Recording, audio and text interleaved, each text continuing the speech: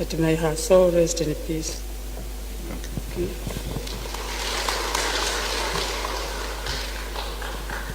Thank you.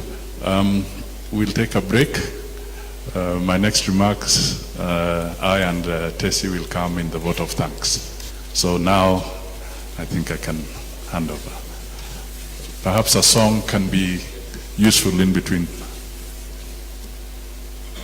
Sakaya.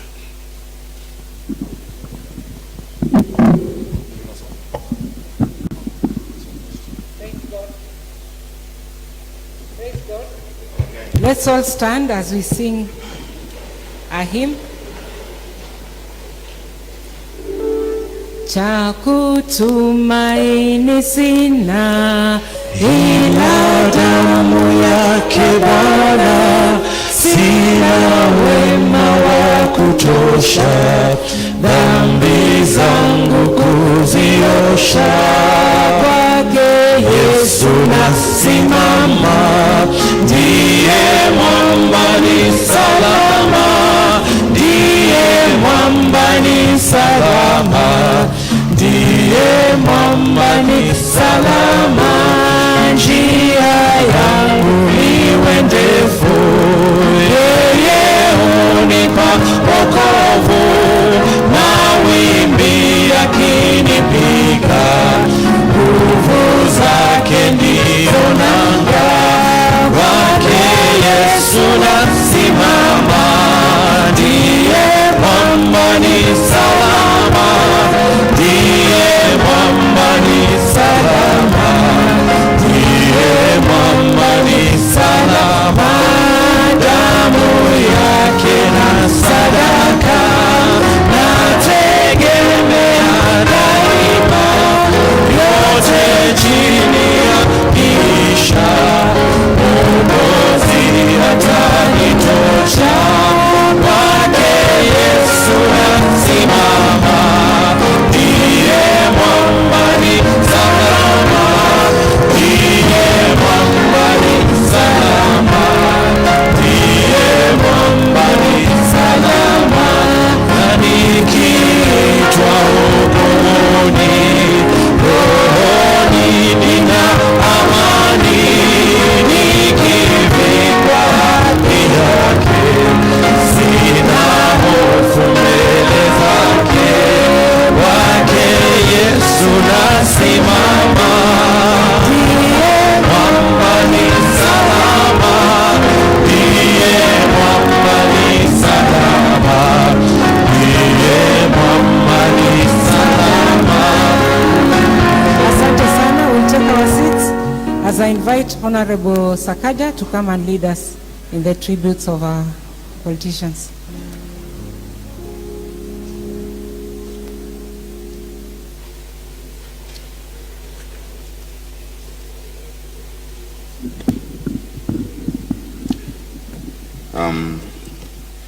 One Mary Elizabeth Fry says in a poem, "Do not stand at my grave and weep. I am not there. I do not sleep. I am a thousand winds that blow.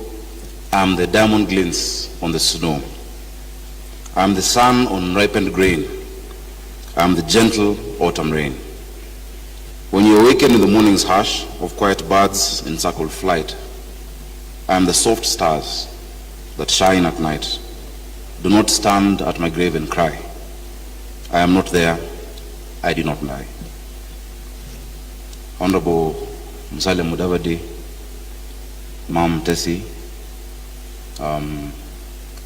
my aunties, brothers and sisters, and the entire Mudavadi family, Your Excellency, the Deputy President of the Republic of Kenya, Right Honorable Speaker of the National Assembly, J.B. Muturi, Cabinet Secretaries, Mutahi Kagwe, my big brother Eugene Omalwa, and all leaders. I've seen senators, I've seen members of the National Assembly, I know we have MCAs. I can see the former Vice President Kalonzo Musyoka, I think, coming in. And all protocols observed. Today, we stand here to really say pole to the family and to celebrate the life of a great, great woman and matriarch of our family. Your Excellency, today I'm wearing very many hats. The first hat, as I think someone alluded to earlier, is that Mama Hannah is my grandmom, she's my kuhu. And where she comes from, I'm glad, someone also mentioned in Bushangala, I am her grandson, and we feel a great sense of loss and pain. I've seen some of my aunties who are told to stand up. They're actually cousins. But because of age and respect, Kentis and Catherine, etc., I call you auntie, but you're not really aunties. Your Excellency and Honorable Musalia, pole sana, poleni. The sting of death, no matter the age of the parent, I know she was 91, 92, is still the same. And that gap, cannot be filled by anybody. Whether you lose your mother at a young age or at an advanced stage, it is still the same pain, or a father. But over the past few days, since we lost Kuhu, we've seen a lot of love and support, an outpouring of, friendship and family, and we want to thank all of you. Deputy President, MPs, ministers, thank you all who stood with the family. So that's the first heart. The second heart, of course, is I'm the Senator of Nairobi and the host for today, but also how Nairobi looks like. I'm also probably the governor as of now because there is an acting one, but I'm de facto. So those are many hats that I'm wearing, and because of that, I will lead us in this program. We do not have much time. We intend to be done within less than an hour, if possible, because after the viewing, we will need to release the family to go back home. So we'll recognize the leaders who are here, and only a few are going to speak. When I started, I read out a long list of protocols from the Deputy President down. Now I have already done that. So just associate yourself with the protocol that is already established and move on to your remarks as we move ahead. I will invite Honorable Milemba to come and introduce the members of the National Assembly. But as he comes, I'd like to know, do we have MCAs, members of County Assembly here with us today? We have a few. Now with the masks you can't recognize, but we recognize you. Asante sana. So Mheshimiwa, just introduce the members of National Assembly, and maybe three can make quick remarks. Thank you.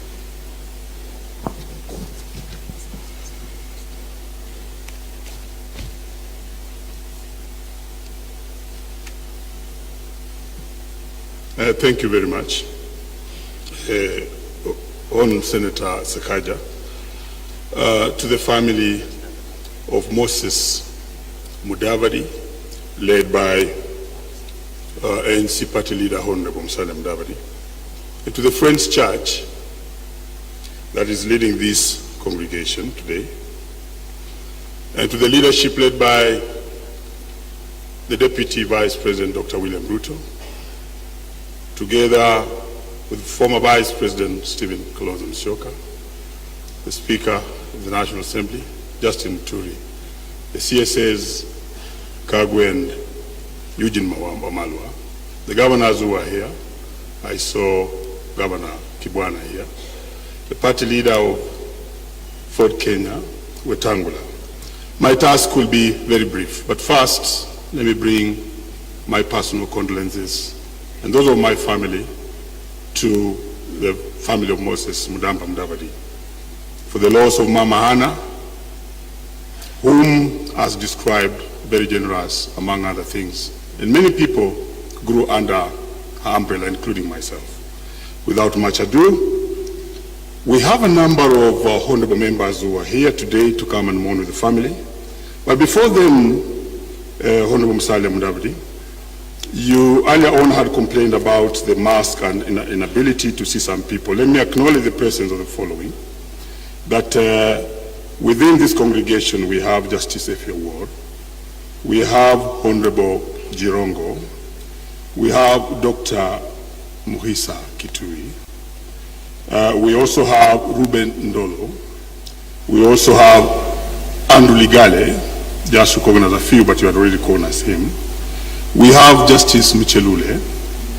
We have Honorable Beatrice Elachi, among others, just to acknowledge the few.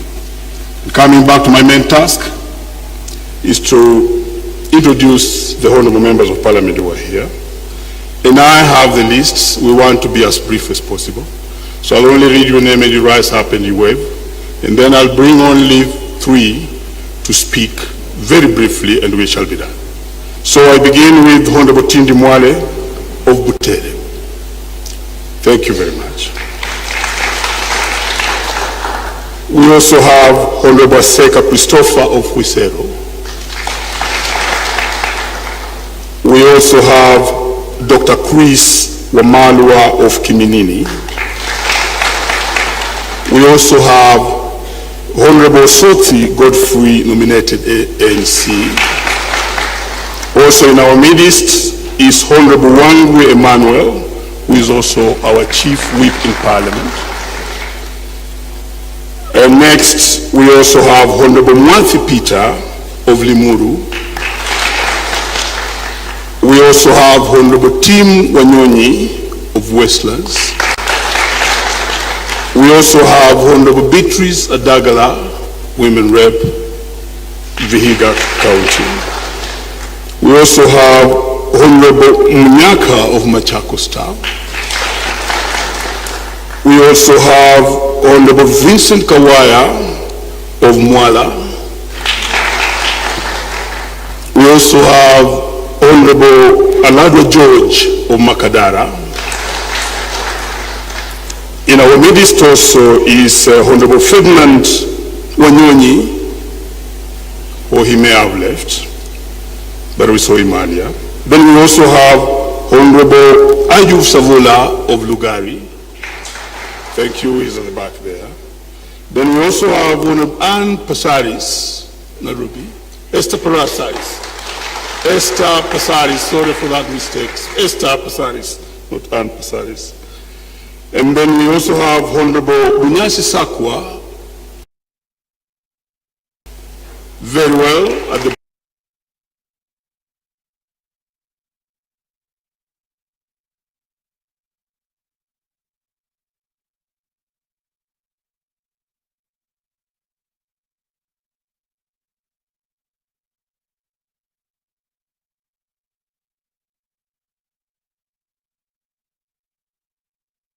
back of Nambale. If I'm very well, we also have Honorable Honorable Tungi of Nyaribari Chache. Asante sana. Could I be forgetting any one honorable member of parliament? That means I've done it well. Oh, Honorable Caleb Amisi of Saboti. Very well done. Having done that, allow me to bring a few just to condole. Number one, I bring Aladwa George because of his Nairobi presence.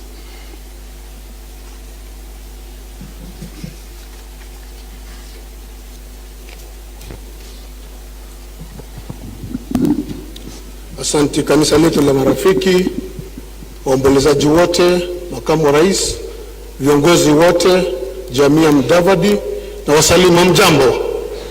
Bwana asifiwe. Yangu itakuwa ni machache kwa niaba ya jamii yetu ya Western hapa Nairobi.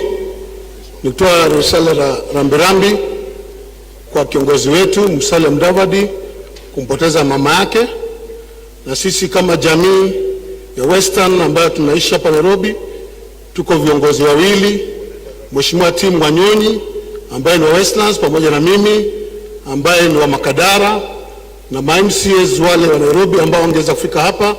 Rambirambi yetu na viongozi wote wa jamii yetu ya Mlembe katika kaunti ya Nairobi, tunatoa pole zetu rasmi kwa ndugu yetu mkubwa Mheshimiwa Wycliffe Musalia Mudavadi na kusema pole sana.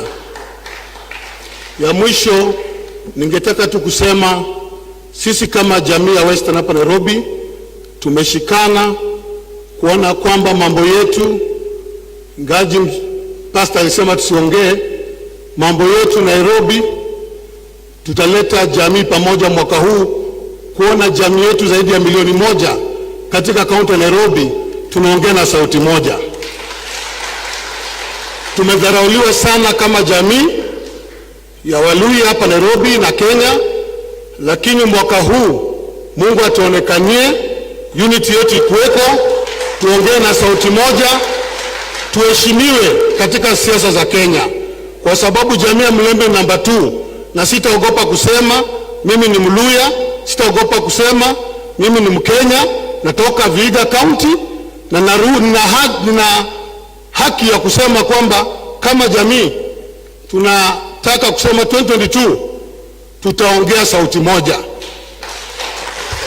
Na kumalizia kusema kwamba wale viongozi wote wako katika jamii ya Mlembe, wakiwemo Mheshimiwa Eugene, Mheshimiwa Moses Weta na wale wengine Jirongo na Mheshimiwa Salia, ukimaliza mazishi tuoneshe nchi ya Kenya Waluhya tunaweza kushikana. Na hiyo ndio apili yangu kwa matanga ya Mama Ana, ya kwamba Waluhya wakishikana tutaheshimiana, tukikosa kushikana hatutaheshimiwa. Kwa hivyo ombi langu, tushikane, tuheshimiwe 2022. Asante.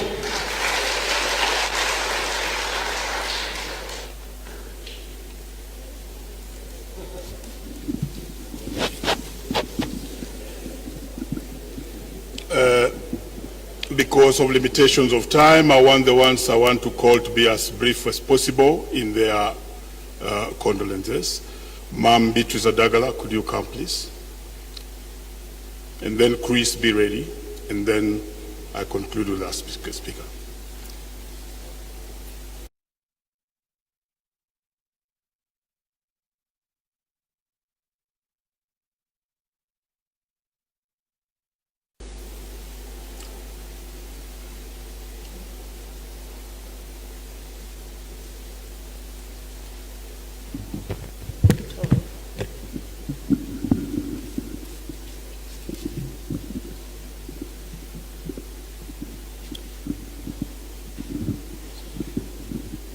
All protocols observed. Mourners who have come to condole with my party leader, His Excellency Musalia Mudavadi. Good morning. Bwana Yesu na asifiwe. Hi Quakers. I don't have much to say really. I've come to celebrate the life of a mother to my party leader, the family of Moses Mudamba, the Abakebembes, the Abashangalas. May God be with you at this time. As we celebrate Mama Ana, she's a woman of valor. She's a woman of Proverbs 31:31. She's taught us very well. She's our role model. And Mama Kitoni has just said it here. She was a maendeleo ya wanawake woman who has taught us manners, how to behave and how to talk in front of people. So I give her the final flower by saying, may she rest well in heaven. And Mama, when you go there, we are still here. Aladwa has talked of her date. Tirana gabwango kobogoradai. Mukali kivune okusale koweo. God bless us all. You are all welcome to Vihiga. We have just started the journey. You are all welcome to Vihiga County. Vihiga is Amani County. We are peaceful. God bless us all.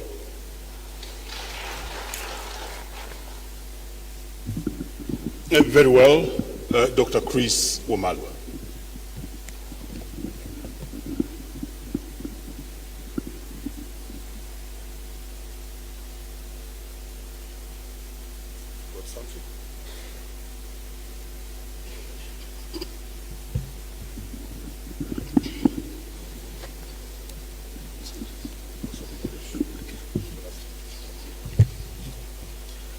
Your Excellency the Deputy President, Right Honorable Speaker, all protocols observed. On behalf of my family, the people of Trans Nzoia County, Your Excellency Musalia Mudavadi, we bring condolences to your family and say pole sana for losing your dear mother. I know your mom loved you so much. We didn't know your mom, but from the Bible, the book of Matthew 7:20, the Bible says, a good tree will be known by its fruits. Through your mom, we've known you with good virtues of humility, accommodating, and tolerance. We know very well that your mom had wished to see you as the president of this country, but unfortunately, God has taken her. But we are going to pray for you. We have no doubt, as the Luhya nation, as the Mulembe nation, you are the senior most and do not walk alone. We are praying for you, and as we go back home, Honorable Aladwa, you are from ODM, and I want to send you to Baba, that Honorable Musalia is bereaved. He lost his member of parliament in Matungu. So for the spirit of handshake, tell Baba to withdraw the candidate of ODM from Matungu constituency.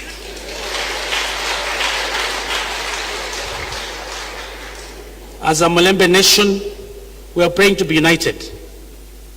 We've been a laughing stock for so long, and also it goes without saying, even in Kabuchai, that a seat for Ford Kenya, and Your Excellency the Deputy President will request you to withdraw your candidate so that the spirit of handshake, you leave this for the Kabuchai seat. As a Luhya nation, we've been a laughing stock. In fact, we are not number 2 in this country. God has rewarded us when it comes to reproductive activities. Now we are number 1 as far as population of this country is concerned. So come 2022, we want to form the government with others or on ourselves. Thank you, Your Excellency, and we're going to pray for you. Thank you and God bless you.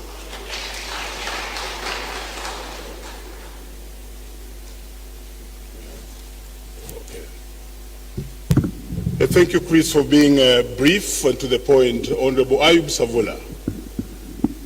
I'm actually concluding. After that, I'll only bring the Chief Whip, and I'm done. Thank you.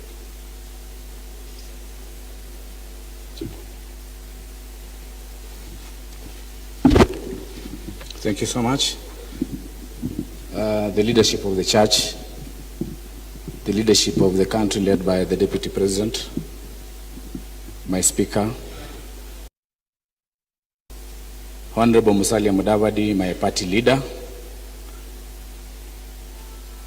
I stand here on behalf of ANC party just to convey the condolence of the party for the big loss of Mama Anna. And before I say anything, I will introduce the party leadership. We have our chairman, Honorable Lunani, who is there. I've seen the youth leader, all party officials, kindly, Msimame tu. Our national youth leader is there. They are all present. The leadership of the country led by the Deputy President, you may not know this, but today is a day when I can speak from the bottom of my heart. Actually, I'm grateful to the family of the late Moses Mudamba Mudavadi. Through Mama Anna and Musalia Mudavadi, we are the products of this family. Musalia Mudavadi educated me. He paid the entire school fees when I was in Kenya Institute of Mass Communication, a diploma. He also paid school fees for Honorable Osoti. Those are facts. I'm saying we are products of Mama Anna. Family friend, he's here, the former Attorney General. He knows this as a matter of fact. My neighbor, William Ruto, from my house here in Nairobi to your house is 7 minutes. From my house in Lugari to your house in Sugoi is 7 minutes. But I was educated by a son who is 57 kilometers from Lugari to Mululu, his home. So we are products of Mama Anna. Today we are here to celebrate the life of Mama Anna. And we say, thank you, Mama Anna, for giving us opportunity to serve as leaders in this country.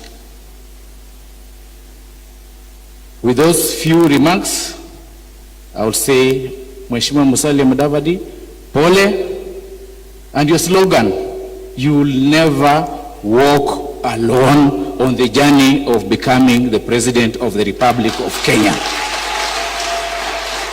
I'll stand with you. Me, I'm not a Judas Iscariot.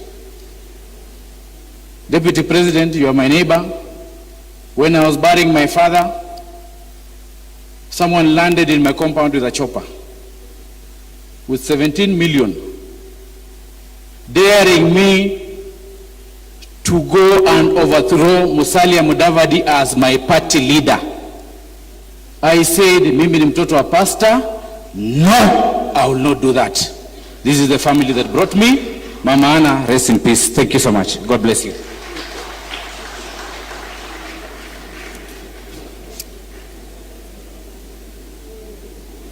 Savula, could you be having part of the money we could share? Thank you. Finally, I go to the leadership of Parliament, and that's my last speaker, and that is Honorable Wangwe Emmanuel Chifu. My name is Zomboko Milemba Mwalimu, Honorable Member for Emuhaya. Thank you.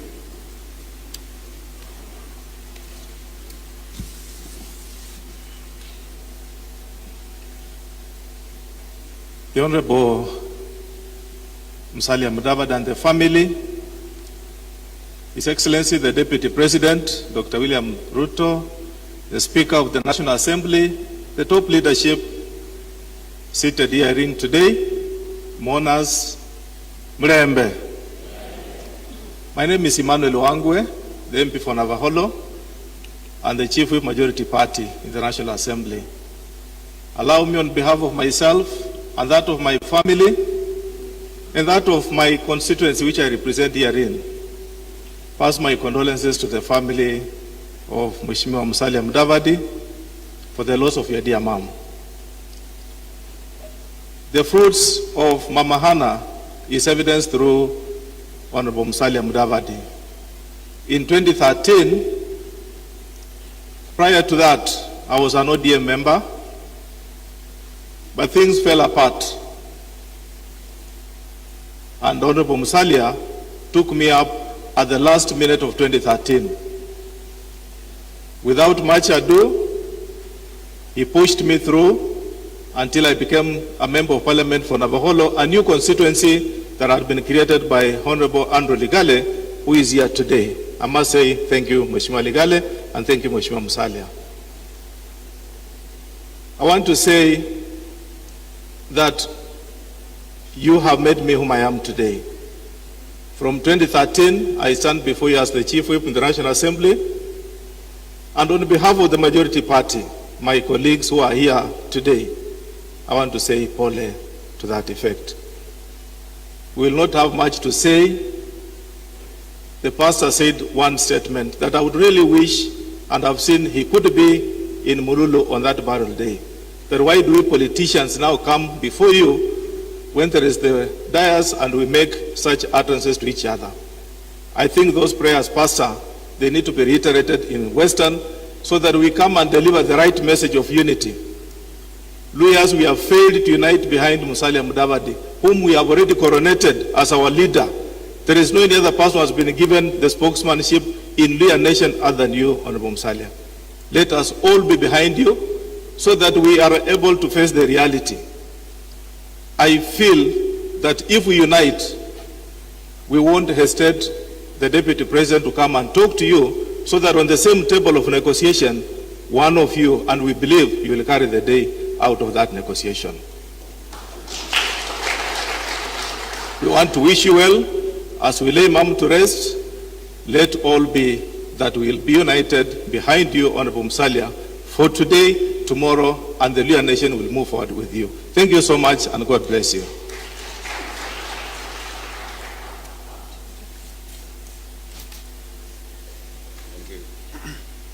Thank you very much, members of National Assembly. I also want to thank Honorable Mboko. You've done a good job. We didn't take too much time.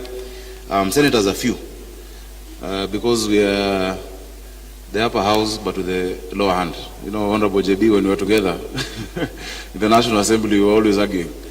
And we said that one is the upper house, but it has, yours is the lower house, but it has the upper hand. That is the National Assembly.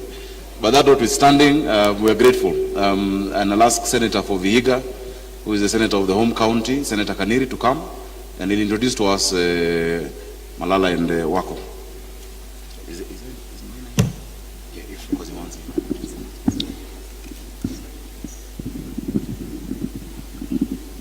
God is good. No, you are saying as if you don't believe in it. God is good, and all the time. Nyasaye ni mulai na inyenga yosi mbriyo muno. My brother Musalia, I bring my condolences and those of my family and those of the entire family of Vihiga to you and the family of Subson Budamba Mudavadi. I am fully aware what you're going through, because not too long ago I also went through that. I lost my mom, and I know the pain of losing a mother. This is one of the worst things that can happen to an individual, losing your beloved mother. So all we will do for you, as we condole you, is to pray that God gives you the fortitude and strength to bear the loss. And I am sure and confident that God will see you and the entire family through. My joy is that Mama Anna gave us a lot of blessings in life. And again, in death, she's given a lot of blessing to this country. Never before have I seen the leadership of this country united than now. In mourning Mama Anna. I've been with you since Sunday, and I've seen all the leaders from across the divide come to condole with you. I've seen that unity. My prayer is that even after Mama Anna, we maintain that unity. Mama Anna was prayerful, as this was said. She has prayed for me several times. And Yasara zamululuya. Nuzira khula Mama Anna imululu. Yasara khumulu swahili no lusungura. Khalukhaliyo tukhulinduna numusakhulu moyi. Mawala mshera khusalire. Mshera yasala mululuya hindu khuzitaka 10. Ndala moyi kukimira shikongo kuhenzaza khuluma nyabo lashi. But she was prayerful. We thank God for the days that He gave us with Mama. Pastor Bulimo has already warned us that this is his house, this is his church, that we should not bring politics here. But Pastor Ulakhurakhuza hati uza. Manyalo adua kwanziza hii topic mununde sana. Yukhubola bulala bumundu muluya. Bandu beru kwenya khubabolere khani bali ano. Khuze khwako muswiriro kuni baswirire khubuli mwaka kwenda mwaka rudi. Enough is kwenya khwambane khulamenye sauti ndala khuli mundu muluya. Nkhongo sanga muyayi weru Mheshimiwa Musalia Mudavadi. Mama Tesi, the baton has been passed over to you. The matriarch is gone. You are remaining the matriarch. I know the shoes is big, but I'm confident that you will fit in those shoes. Vandu bulizanga ng'ombe mululu, the delegation tsirula ihale ni ihale. Kwenya lero khwikule zigeti mululu, vandu barule khura khu delegation iruli chuka. I delegation iruli Migori, bizu khulla mwami mululu. Shimbola ndi vandu beru. Nenkhwa khayima mushere kwenya khurange luchendo lwenolo. Langa wetangula, langa Mheshimiwa Jirongo, langa banga yujini yaba Mheshimiwa khubikha halala, kwenya khujendere halala kholi mundu umulembe. Fare thee well, Mama. Rest in peace. till we meet again. And I take this opportunity to welcome all of you to Vihiga on Saturday. God bless you. Thank you, Senator Malala, please.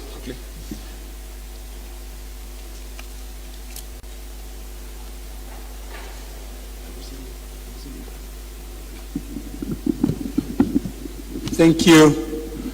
God is good, and all the time.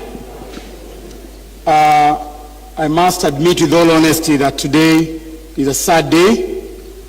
The Grim Reaper's hands have strangled the very existence of a great woman. A woman who gave birth to a great man in the name of Musalia Mudavadi.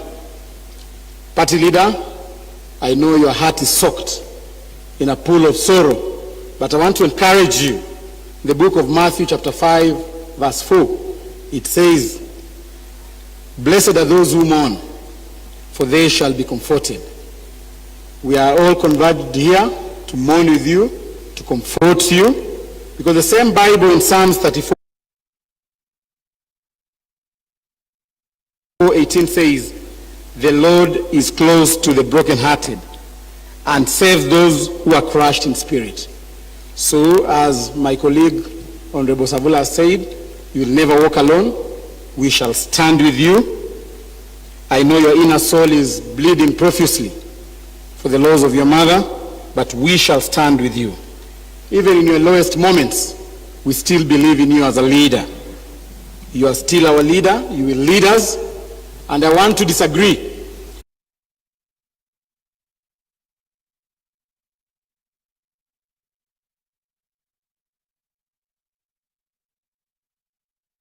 With the leaders who have been here before, trying to cocoon you in some corner called Mulembe.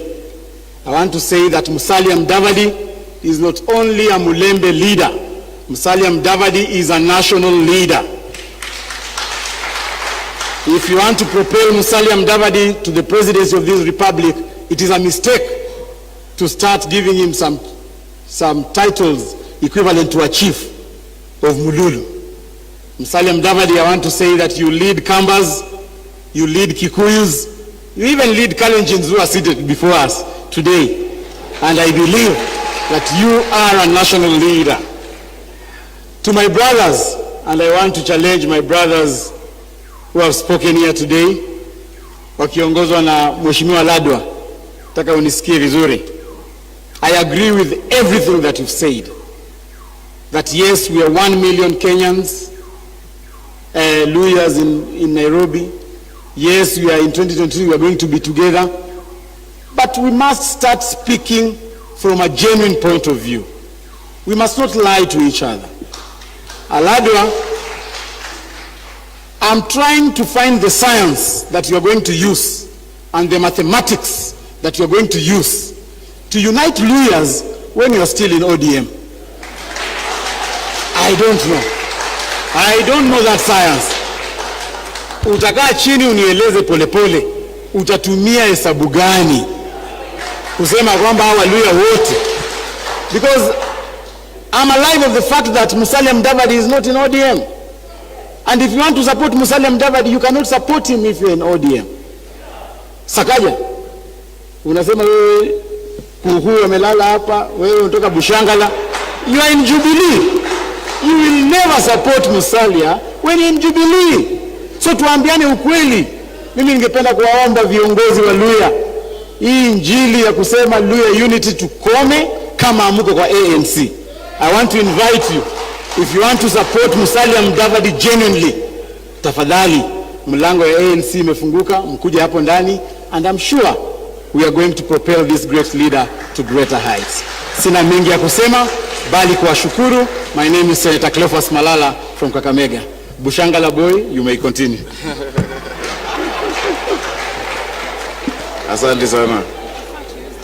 Yeah, it's okay. Cleophas Malala, tumekusikia vile umesema, and you shall be responded to. Sinisawa? But I think Aladwa is serious when he says what he's saying.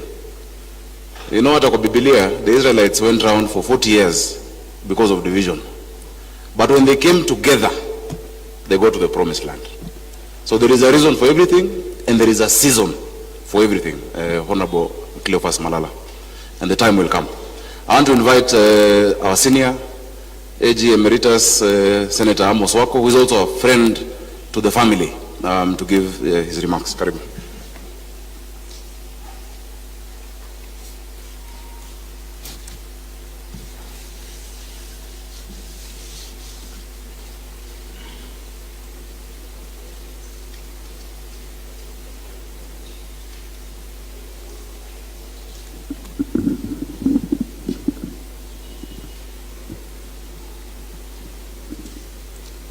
To the Mudavadi family, led by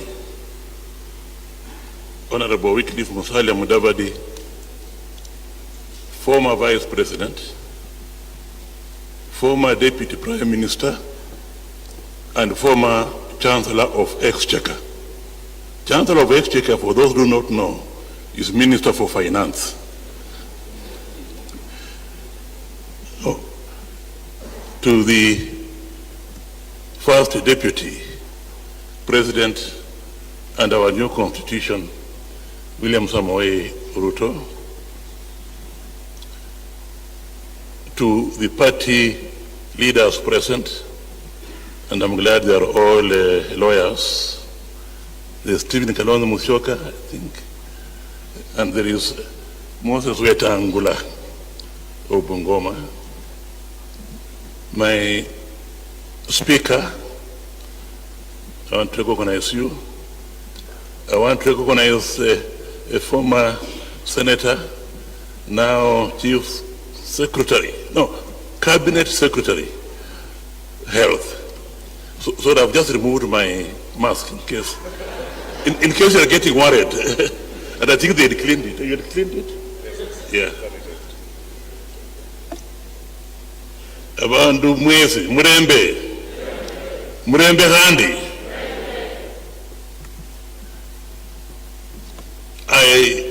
Because of the special occasion, I took an opportunity just to join a few remarks here, because I want them to go out very, very clearly. We are all gathered here to pay tribute to Mama Hannah Achanzale Mudavadi, who was a great wife, a loving mother, and a friend to all.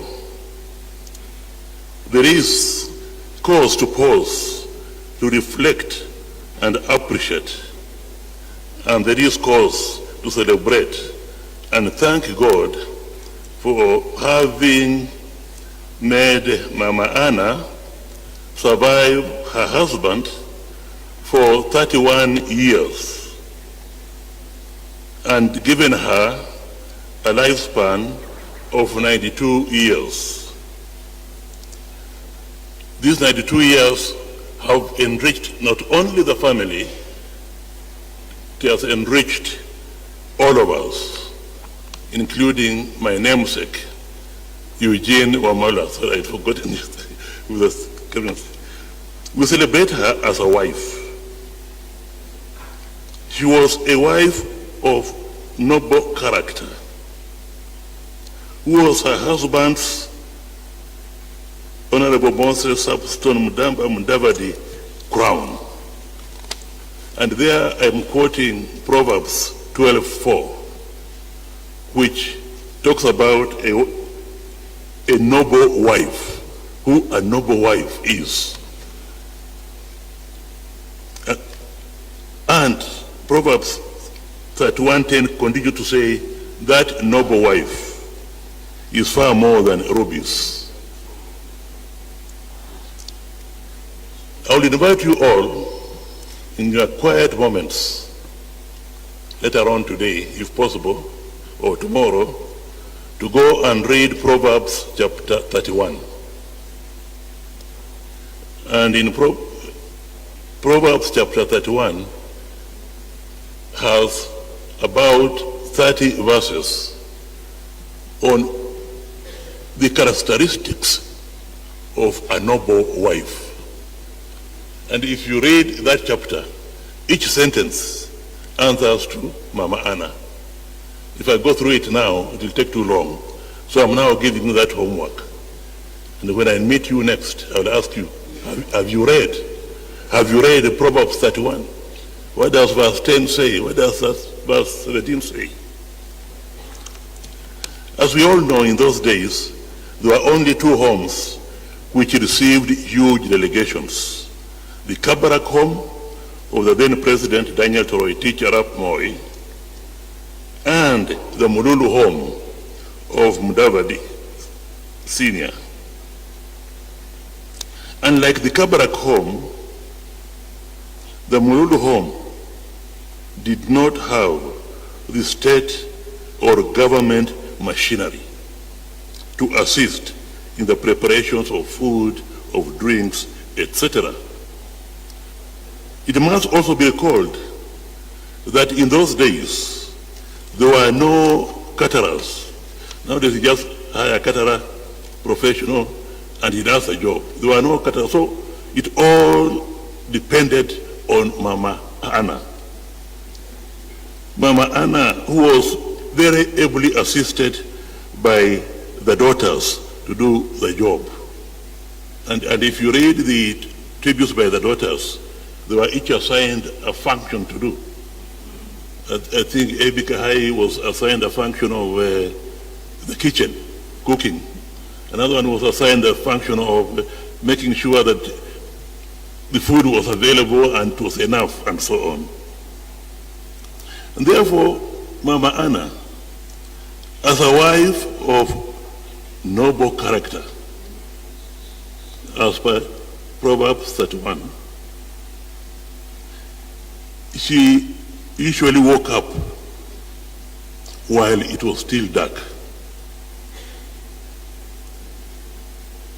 and set about her work vigorously to provide food for not only her family, but the very many visitors and delegations that visited the Mululu home.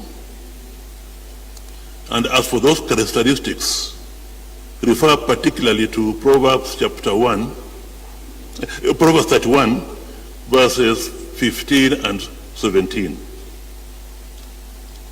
I can tell you that all these leaders here, and those who are not here, throughout Kenya, and in particular Western Province, tasted the hospitality of Mama Anna.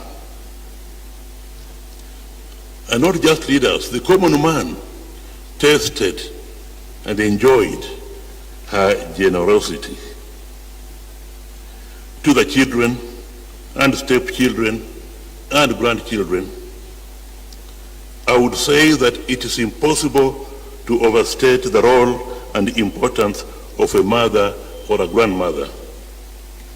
Yours is indeed a great loss, and we have all felt it myself when my father passed away and when my mother passed away. And I can here state that when my father passed away, the Mudavadi family stood by me. When my mother passed away, the Mudavadi family stood by me. The pain that is there, I can just feel for you as you go through this time. And nobody should say that because she was 92 years old, no, you feel that loss. But now, beyond feeling the loss, you must start appreciating. You, as you feel the loss, you can only live in hope that it is not final. The journey she has gone now will also be your journey when the good Lord calls you, and you'll join her in heaven. In the meantime, let Anna's unconditional love to each one of you be forever be etched in your precious memories.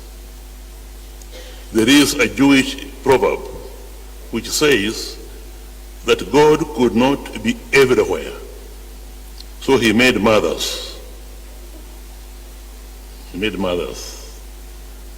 And Abraham Lincoln, who said that no person is poor who has had a godly mother. And we have heard testimonies here from everybody that Mama Anna was indeed had indeed a godly character. So appreciate her as a godly mother, and because of that, know, each one of you, that you are blessed by God, and live in those blessings. Although I had known Mama Anna earlier, and I believe if you go to the history, you'll find that my father taught her husband at Kima, and he was a classmate of my uncle Gideon. And therefore we knew each other. But I really came to know her a little bit more closely, not in 1960 as Honorable Zipporah Itoni. That was a bit too, but I can say 10 years later, 15 years later, I came to know her properly in 1975, and that is when there was an election petition filed by Bahati Semo against Honorable Mudavadi. I stayed in Mululu village for 2 days just to get to know the terrain of the Vihiga constituency, and thereafter all the almost 50 witnesses came and stayed in Nairobi, big hotel there. What was Fairview? It's not Fairview. Anyway, where I now went through their statements. I came to enjoy the loving, warm hospitality of Mama Anna. From then on, I was literally treated as a child of the Mudavadi family. And Mama Anna would, when he brought some food to his siblings, his children, will also include a portion for me. And I remember getting various vegetables such as kunde, omurere, sugar, but what I liked most was tiswa and mushrooms and quails. Now with the quails, I made sure that that was cooked when I'm alone, not when I'm a visitor, because I liked quails. And Mama Anna used to bring them from time to time. Oh, tisindu. We call it in Luyak tisindu. Mama ya tisindu. Mama nyobula ita. Tisindu. Yanda danga tisindu. Ntisire. David atashenyane. Mu bedroom. Because I wanted to enjoy it with. It's very, very good. Other MPs, I think Ososi and your deputy have talked how you assisted them in various ways and so on. Me, I can really say maybe I'm where I am now because of the Mudavadi family. You know, you can have all the qualifications in the world, first-class degrees and everything, but unless sometimes for some of these very sensitive positions, you have somebody who can now say, I know Amos Wako is a good boy, he can do this job, blah, blah, blah. You never get it. And I know for sure that the Honorable Substone, Moses Mudavadi, after the petition, nearly sold me where it mattered. And although he passed on, he has told me so well that the appointing authority still remembered that Substone told me Amos was appointed, and I was appointed. So it contributed greatly to what I am now. And I regard this relationship as one of the key and positive relationships that God has enabled me to have in this life. And my prayer is that we continue in that relationship. We continue to stand together in good times and in bad times, in good and bad times, in successes and in failures, and so on.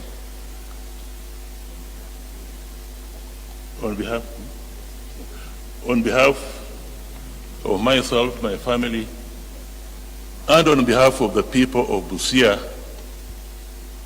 I convey my sincere condolences to you. And we shall stand together. Thank you.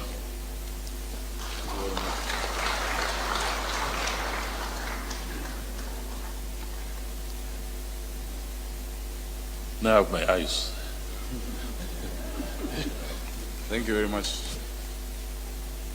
Thank you very much, Senator Wako. I don't know if Malala, you've noticed, is also in ODM. Senator Amos Wako. There is something, and there is a place we're heading to. I don't know if Senator Ephraim Maina is here. I've not seen Senator Maina. He's a close family friend and has a long history with the family. If Senator Maina is here, no, he's not here. Senator Shionga was also here. I want to acknowledge Senator Naomi Shionga, nominated senator from Kakamega. Oh, she's here. Yes, thank you, Senator Shionga. Let's appreciate her, please.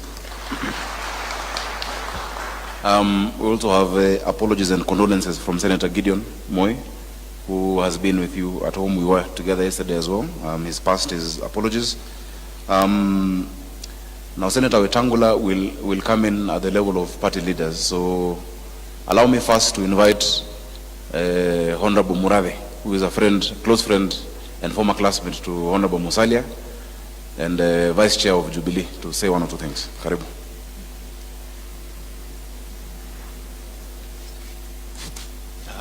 Jambo, Your Excellency, the Deputy President, my friend, Musalia, Tess. I think nothing can express how beautiful Mama was, like the way you've laid it out. She's hosted us severally, and I'm testimony.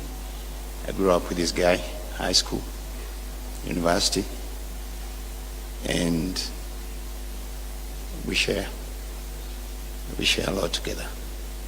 And going forward, like I told you, when the stars line up, you have not lined them up. It's the heavens. Thank you, and God bless you.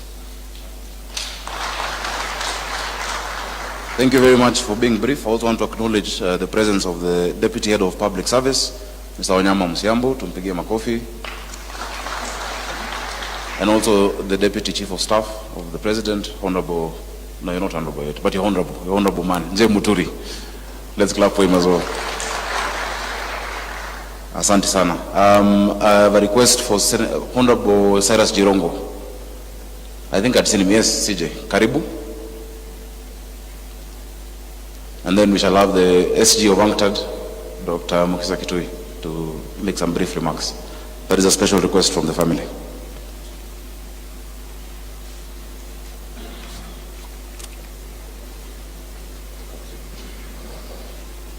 Familia ya Mama Ana, ndugu Wycliffe, dada Tessie, Jean, na familia members wote, wakubwa ambao mko hapa, Deputy President, Mheshimiwa William Ruto, who seems to have learned a trick. Anajua kulia na sisi. You see most of our funerals. And you know, the community I come from, when somebody comes to cry with you, hata kama ulikuwa na rungu unataka kumpiga, unaficha.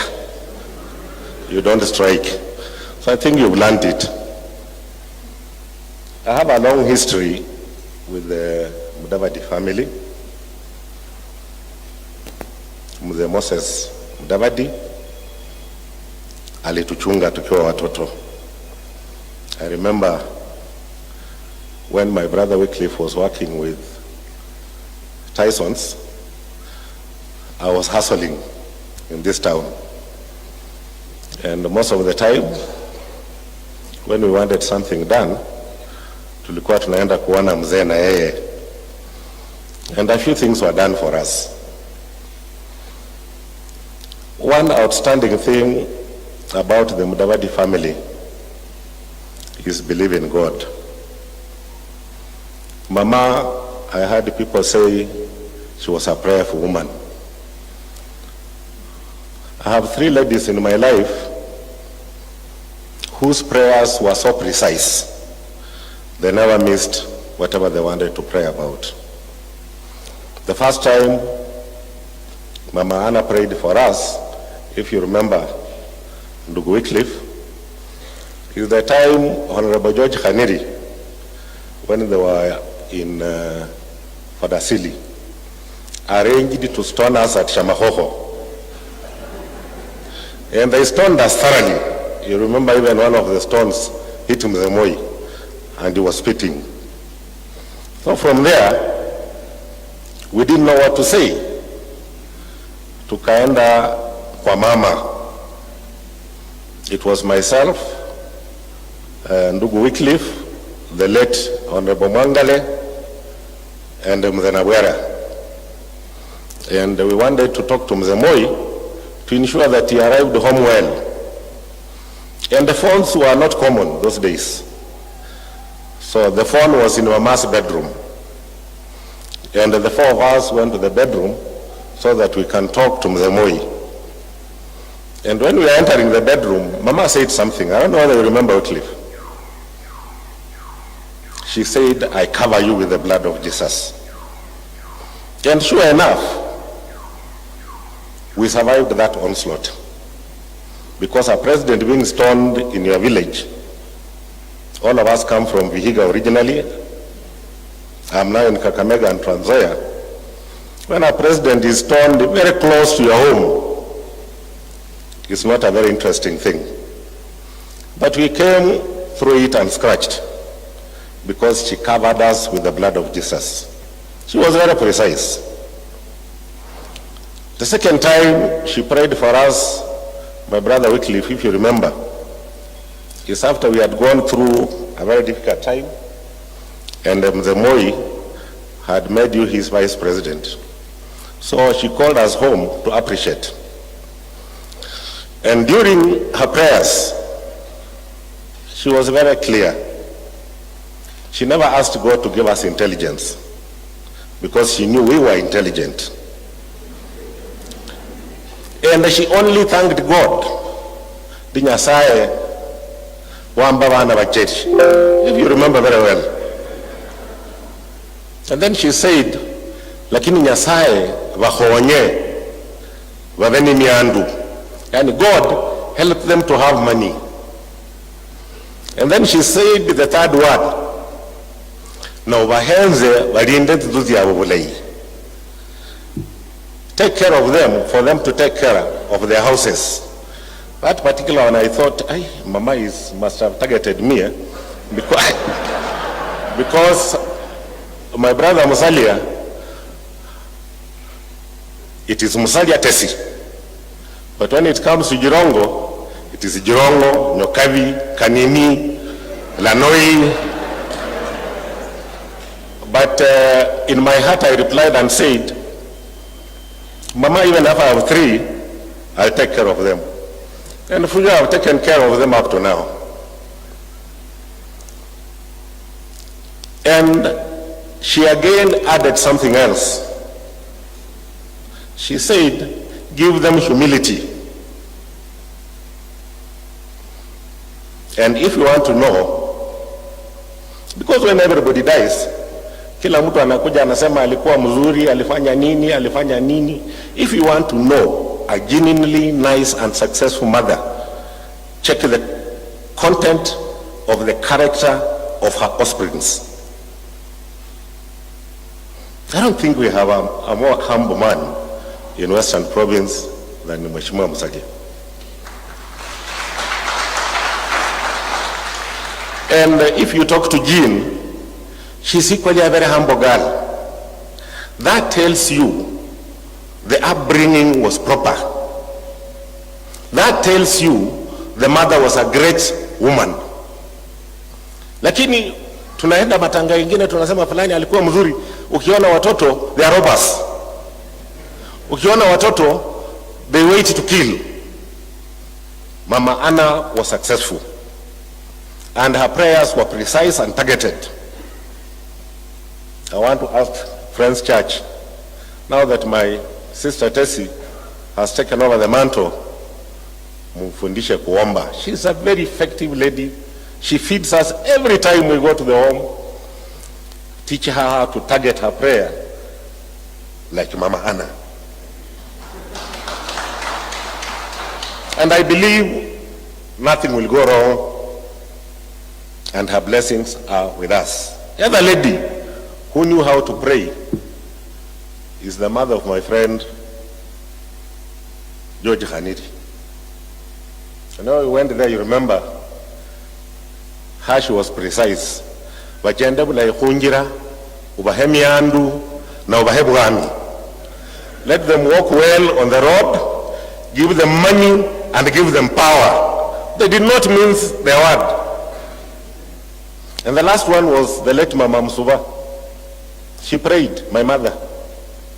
And she was as precise as Mama Anna was. What I want to assure you today,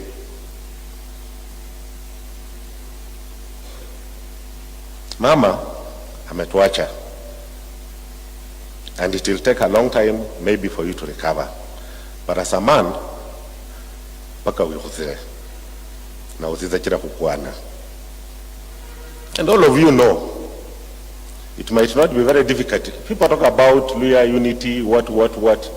It might just take 2 or 3 people, and our people will be together in the morning. And I believe if I sat with Wycliffe and somebody from Bungoma, like Wetangula or Mheshimiwa Kitui, it will not take very long for all of us to sing one song. Mheshimiwa William, you are a good neighbor. Thank you very much for mourning with us. You remember you came to mourn my mother. At that time we were fighting. Hiyo mambo ikakwisha kwa sababu tu ya kuja kulia mama. So naona umekuja kumulia Mheshimiwa Musalia, tunakushukuru. Bwana Muhoho, nimekuona hata kama uko na mask. Tunakushukuru kwa kuja kulia na Mheshimiwa Musalia. Can I show you, my brother, we have a long history, but still we have a lot to achieve. And it will take a lot of humility, a lot of sacrifices, if we genuinely have to talk to people of Kenya and they listen to us and respect us. Mungu awabariki. Thank you.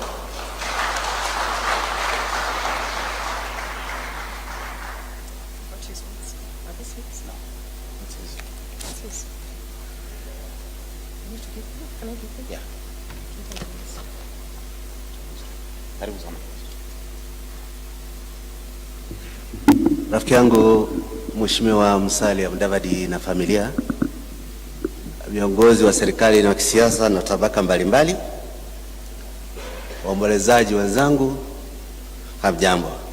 Mimi yangu itakuwa machache tu. Kwanza kabisa pia kuwakilisha kuletea rambirambi zangu kwa dada yangu na familia kumpoteza mama mzazi, na kujihusisha na yale yote amesemwa mazuri kuhusu heshima mama ameleta. Kidogo niseme kama Mkweka, hata swala ya wafu ya mama wangu ilikuwa katika kanisa hii, na Wakweka wanajua nikisema mama wangu alikuwa presiding clerk kwa yearly meeting, wanajua ama Quakers they come. Sisi kama Wakweka, kitu kimoja jamani sana, wakati tunajikumbusha historia yetu, ni kuamini kwamba ukweli wetu, our word is our bond. Tunayosema ni ukweli. Nikiwa bunge la Kenya, watu walikuwa wakisema kitu si Mkristo kwa sababu habebi Biblia kiapa. Kwa sababu ukiwa Mkweka, ukishabatizwa, neno lako ni ukweli. Nimemsikia mhubiri akisema hapo kwanza, tafadhali tupunguze kutukanana wakati wa mazishi. Na nashukuru sana heshima imeonyeshwa kwa mazishi leo. Viongozi wenzao kutoka sehemu zetu, unajua mkianza kuifanya kama mila yetu kutokana kwa mazishi, hata wageni wenye wanatoka sehemu za taifa ambako kwao hawatukani kwa mazishi, wakifika kwetu utaona nao pia wanaanza kutukana watu kwa mazishi. Wanaanza kutuiga kwa tabia mbaya. Anataraji kwamba hii heshima na ustaarabu tumeonyesha hapa vitaendelea kutoka hapa. Wale waanzilishi wa kanisa wa Quaker pia waliamini kwamba social justice is the foundation of moral justice. The Quaker faith believed in equality to the extent that they were taken to court in the US because they paid slaves what they paid free-born people. 300 years ago, long before the start of civil war. When you think about social justice, ni la muhimu sasa tujiulize kama Wakenya kwamba tunapitia pala pagumu sana. Changamoto yetu kubwa ni kwamba janga la COVID halijadhuru tu afya yetu, lakini pia limedhuru uchumi wetu. Tunaanza mwaka utakuwa mgumu sana, na mimi nawasihi kama viongozi mjitolee kufikiria pamoja mbinu gani zitaleta uzinduzi ambao unakomboa uchumi without the pre-existing injustice and inequalities that came before COVID.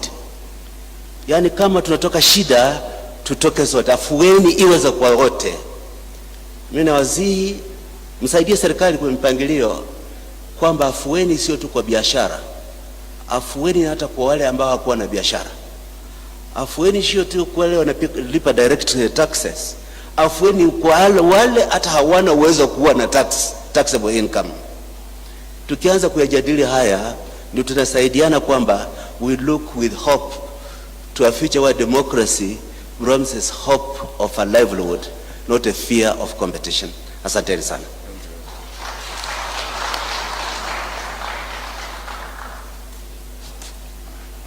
Asante sana. Now we need to move very fast because of time. I'll invite Governor Kivutha Kibwana to make brief remarks. Karibu sana, Governor. It's okay now. I'll be doing it for you to also save time.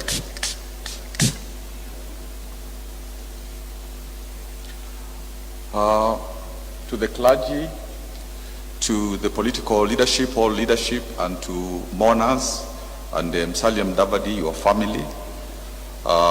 Mimi na familia, watu wa kutoka Makueni, tumekuja kusema pole sana. Tulikuja nyumbani kwako, tukasema hivyo pia, lakini tumekuja leo vile vile kusema pole. Mama hata akiwa 92 years, and the relationship that has been described between you, it means that when she passes on, it's not easy. And I think as Jirongo has said, you will take some time to begin to accept that has come to pass. So, poleni sana. Part of the reason why I am here is because of a relationship with Musalia Mudavadi. In his younger years, I was his teacher at the University of Nairobi. And there are a few people here also that I had the privilege to teach. And actually, it took me some time to know that Musalia, his father was Mudavadi, because in that class, he didn't say he was born from a political leader. And it was much later that his fellow students knew, and then they were able to say, that is the son of so and so.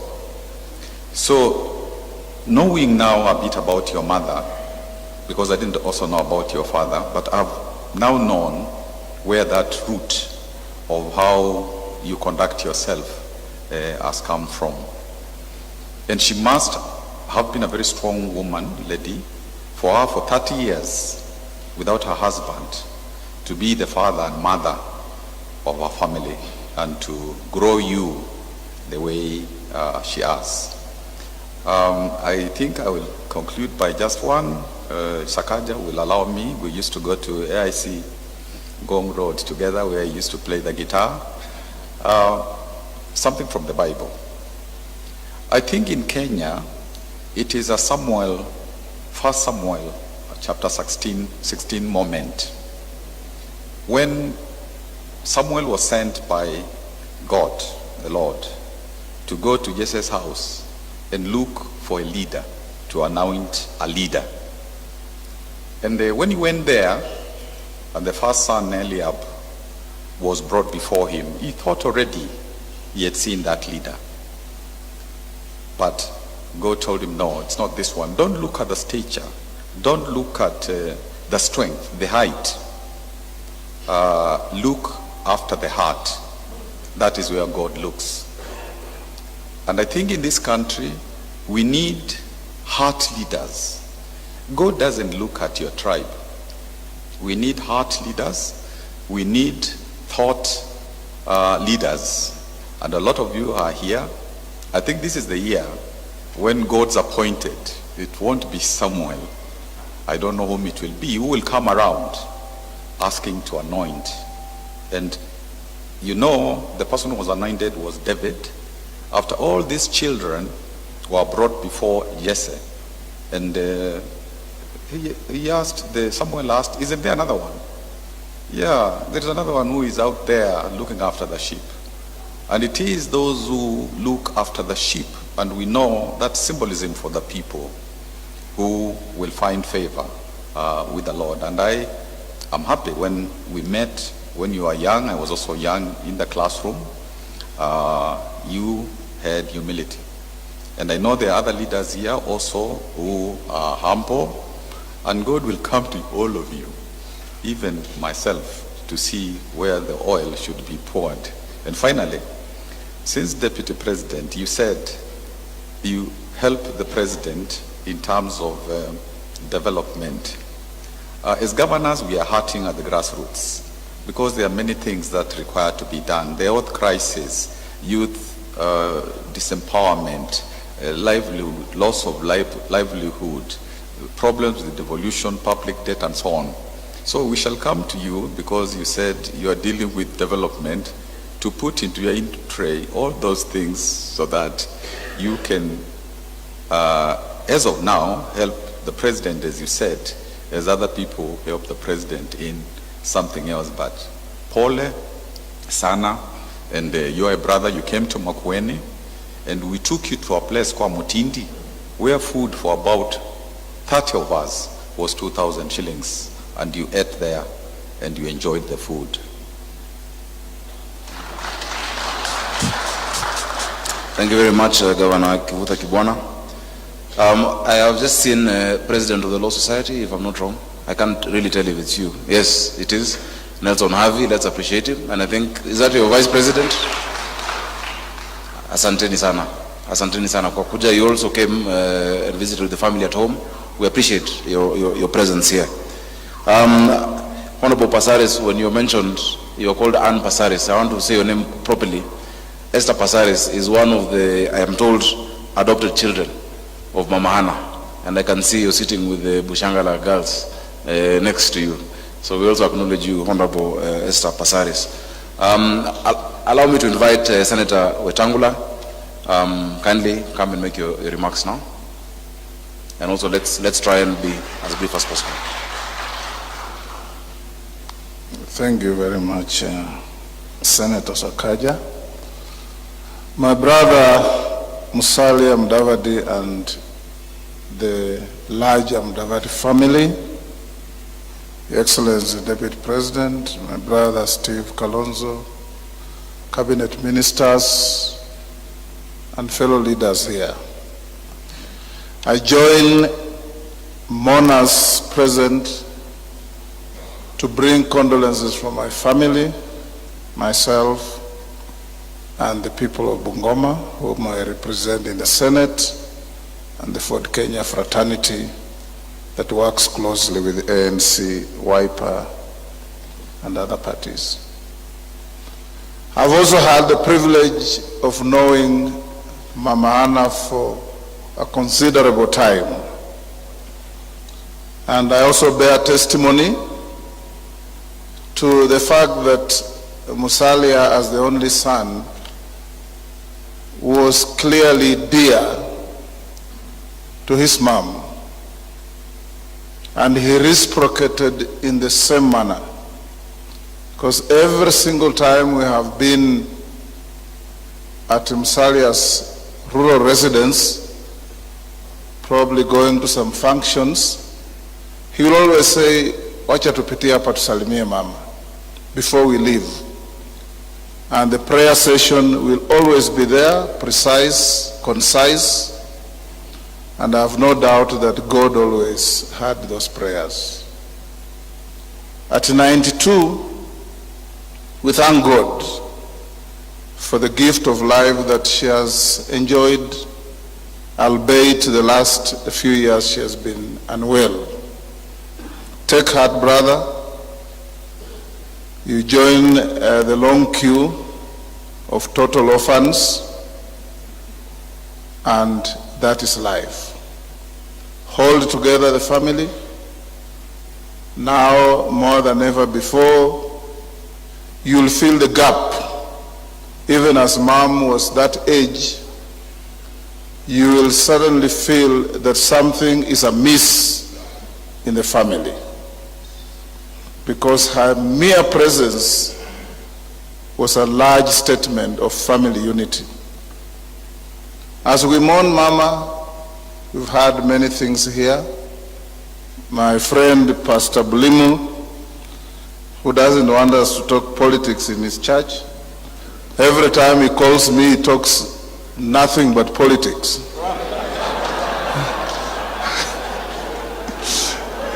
So when we come here, Pastor, you've prayed for us before we went to elections.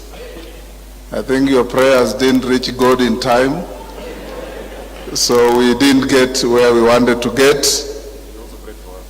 But we want to salute the Quakers.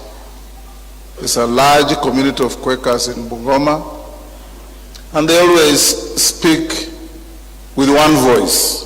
They say what they mean what they say. And that's as it should be. I've had my brothers from Nairobi, Aladwa, my distinguished nephew here, and others talking about our unity. Yes, we must be united. And as we unite, we must be part of the larger family called Kenya. And unity will be meaningless if rights and privileges are shunned away from you and enjoyed by others. So I want to urge you, Sakaja, Aladwa, Nairobi, you are getting an additional 12 constituencies. Claim your stake with the numbers you have. My brother Tim here and others. But more importantly, as I finish, Your Excellency, the Deputy President, this country is hurting. This country is hurting. And as captains of the leadership of our country, we want to encourage you. Because as Shakespeare said, uneasy is the head that wears the crown. The crown is on your heads as our leaders. Address the crisis in the health sector. Address the chaos in public transport. Address the chaos and the pain the farmers are going through. As we speak here, cereals boards are not buying maize for farmers in North Rift and the larger part of Western. Address the plight of cane farmers. Address all the issues bedeviling Kenyans so that when we go to the next elections, we know that the opportunity we are given to lead our people, we lead them well and in the right direction. But when we run helter-skelter and display the Tower of Babel scenario to the people of Kenya, then we lose the plot and we lose the script. I want to encourage all of us that don't just ask what is going on, play your part as well. We as the alternative government will continue telling you when you go wrong that you must come back to the track. That doesn't mean we don't like you. You're our brothers. And we are all Kenyans. We have no alternative country. But when the country hurts, it hurts everybody. My brother Musalia is famed for crying about public debt every day. I now hear you want to push the debt to 12 trillion. It's not good. Let's come together and speak with one voice and address our difficulties as a country to find a just and lasting solution, because if we do not fix our economy, wananchi will spill onto the streets and look for where we live.